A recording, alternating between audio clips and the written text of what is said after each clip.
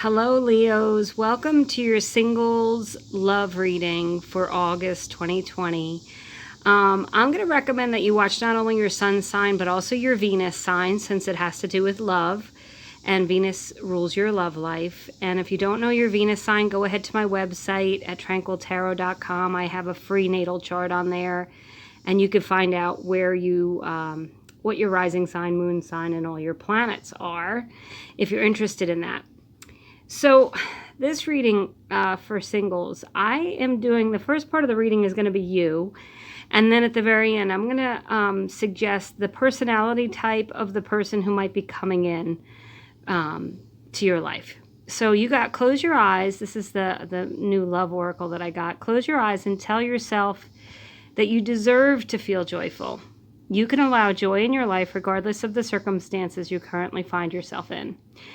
And this is great advice in that, sometimes we don't feel like we're enough because we're not in a relationship, or we're really wanting one so desperately that we miss out on some of the good things in our lives. So this card is just calling you to enjoy yourself and allow the joy to come in. And generally, when you are enjoying yourself and you're happy and joyful, you will more easily attract that into your life. So I love those words of advice. I pulled a Wisdom of the Oracle card. You guys got building blocks. And in a relationship read, this is that you are attracting new relationships to you. You're putting down a foundation.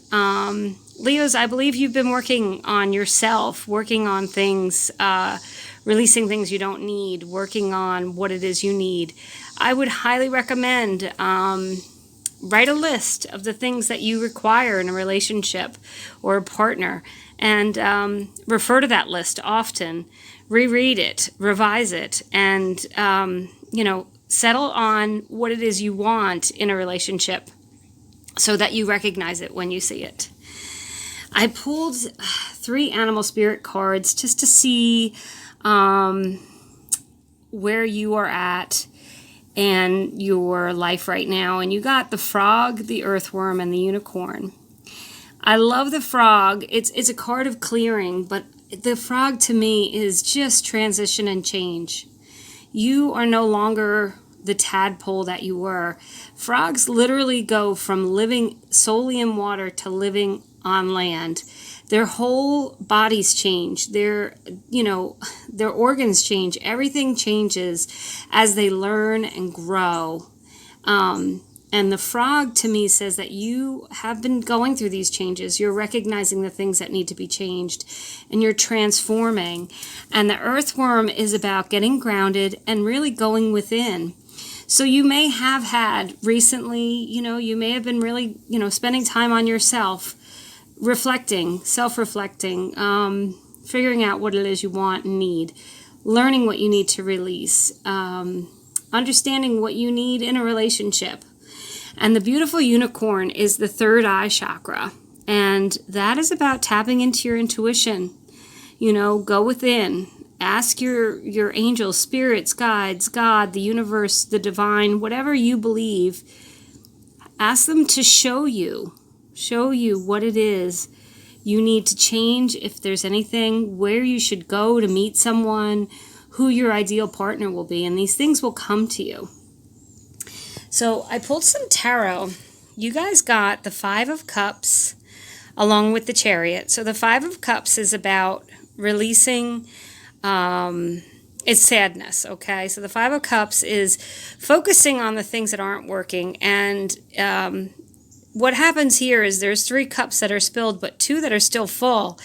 And this card says that you need to focus on what is still full for you and release what's gone. Don't focus on what's gone so you can move forward. And the Chariot, it can be a card of Cancer, but it is really about moving forward with determination. And there's Cancers are ruled by the moon. They are a water sign, they are really in touch with their emotions. You may, Leos, have been very emotional while going through this transition, this change, while waiting for this love to come into your life. And maybe you're focusing on the things that didn't work in the past. It's time to release those things and look to the future and know that you have a future and you are strong and determined and you can move forward. Then you got the beautiful Ten of Pentacles. And for a relationship reading, this is moving into a steady, secure relationship. This is feeling comfortable, content. The Pentacles have to do with, the material world. So, someone that you could feel at home with, feeling secure in your emotions and feelings, not having, moving away from that Five of Cups and moving into the Ten of Pentacles is really dealing with the things that you need to deal with and releasing them so you can be steady and secure, so you can be ready for that relationship. Here comes my cat. He loves the cards. The Nine of Cups. This is a beautiful card of hopes, wishes, and dreams coming true. In a relationship reading, it's a beautiful omen of what's to come. I feel like, Leos, those of you who have done the work, who've been trying hard to release what you need to release, who've been focusing on manifesting a relationship, your hopes, wishes, and dreams are going to come true. And then I pulled two more cards. These cards, the card on the left, I pulled cards, just major arcana cards that relate to astrology. And then on the right is, I pulled just court cards of perhaps the person who's coming in.